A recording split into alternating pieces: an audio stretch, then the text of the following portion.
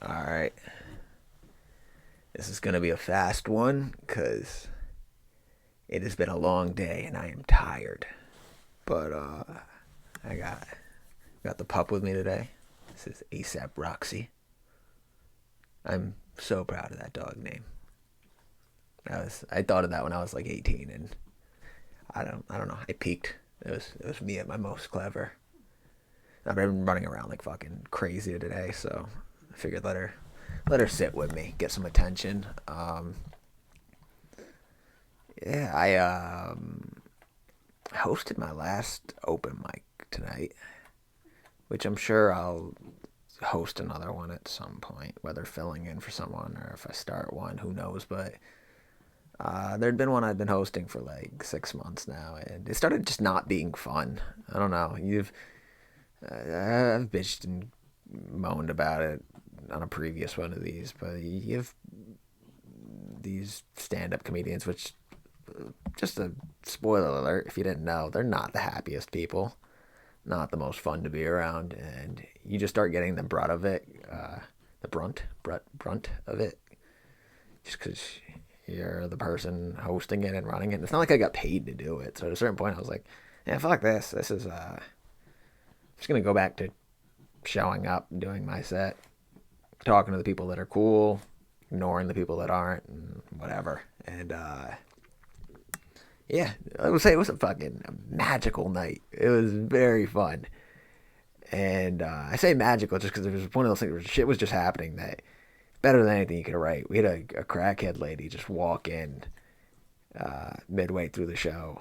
And it was like, what's up, baby? I got the ABT and yeah. I'm on my period. And then just walked out. And it was one of those things where we were all like, was that a shared delusion? What the fuck just happened? And that was fun.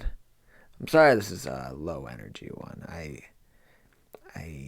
covered an AA meeting. I covered for somebody and shared that, and then I immediately had to run and qualify at another meeting where you basically more or less tell your life story, your experience, strength, and hope, and where you're at now. And then from there, I had to even dip out early from that to go then host this open mic.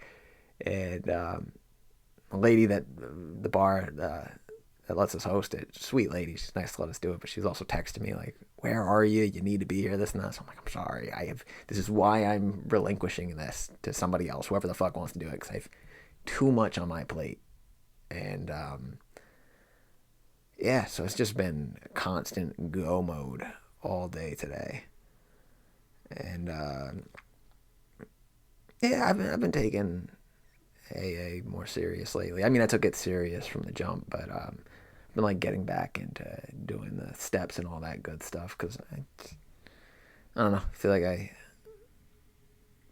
something alcoholism. It's something I have for life. So like, I should probably act and deal accordingly. I've always said alcoholism is like herpes, in that I have both. Um, uh, Go ahead, ASAP. Go ahead, get down. Go ahead, go, jump. You can do it. Go ahead. No, but it's alcoholism is like herpes. You know, you take your medicine and hope you don't have any flare-ups.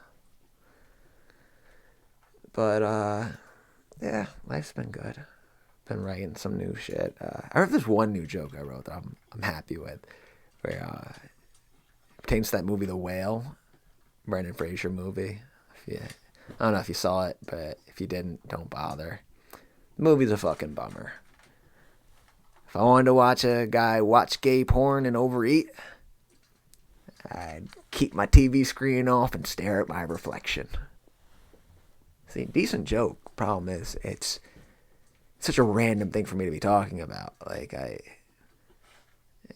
yeah, I feel like as I've done stand up a little longer now, I try to like have it be a cohesive set where I'm talking about something going on in my life, or I don't know, something I give a shit about. So it's to just, I guess that's what open mics are good for, because you can randomly just be like, have you seen The Whale?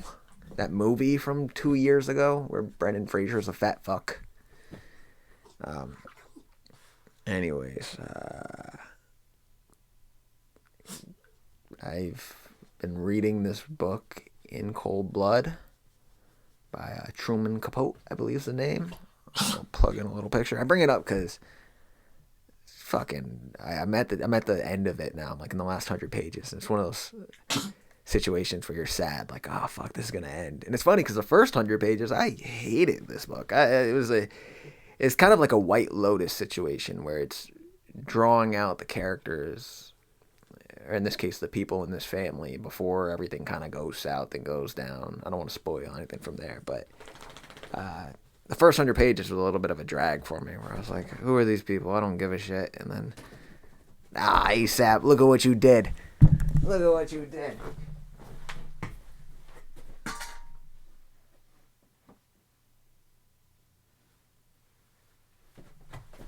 Oh, look at what you did. Oh, but we're back. No, it takes off. Hell of a book. I said, wow, what a book. I also watched this movie the other night. I've been working overnights. That's the other reason I'm tired. It's just totally fucked my whole schedule. But I watched this movie, Hoagie. Plug it in right here. And the best way I could describe this fucking acid trip of a movie, it reminded me of like some Adult Swim type shit. It's Gremlins, but the creature to be bird, the human has to fuck the egg. And this whole movie was, from what I read, was pretty much made for like next to nothing, like the cost of a Honda CRV. Like not even a new one, like a 2011 is the amount of money put into making this. But it's actually pretty well shot and made, and it's kind of impressive. And it was one of those movies. It was so bad that it was good. Like I do like bad comedy. Like self-aware bad comedy is very funny. Like if it's someone that's trying to be fun, like what they think is they're saying is actually good and it's not, it's tough to watch.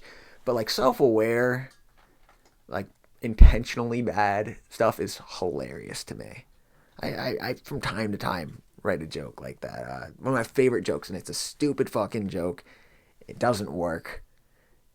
But I say I have an ex-girlfriend that used to paint her pussy black.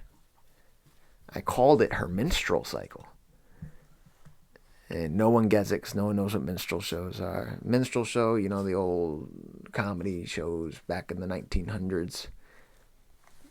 People painted their faces in black faces. Looks like my ex's vagina. Back to Hoagie. Back to Hoagie. But this movie was so fucking weird and oddly inspiring, because I was like, oh, I have this thing I wrote and I can make this. I want to film this. So I'm cutting back on the stand up a little bit, not because I don't still want to do it or I don't still love it, but like I want to film this fucking thing I just wrote over the last 6 months to a year. And I've got comic friends that I'm sure will help me do it. And I've got a friend that also films, works in film production and has like quality cameras. So I don't know. I sent her the script, seeing how she feels about it. Who knows? Maybe this will be something. Maybe not. I like making shit. I'm at the point now in life where I don't know if it's gonna, what the end product's gonna be, or if it's gonna amount to fiscal gain or notoriety, or if it's just gonna be another thing I did. But that's okay. I don't know. I think that's a turning point for me in life where I've been much happier with not to sound so gay, but just like enjoying the ride, enjoying the journey. You know, the delayed gratification of it. Life is 99% delayed gratification. You know, it's like amount of time you spend cooking a meal versus time you spend eating it. 30 minutes for a Viagra to kick in versus 30 seconds before you bust. It's the career versus the retirement.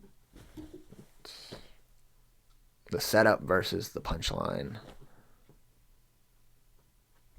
And guess what? Sometimes the punchline doesn't come. Sometimes you don't get the gratification. Sometimes there is no big pop at the end. It's just kind of fade to black.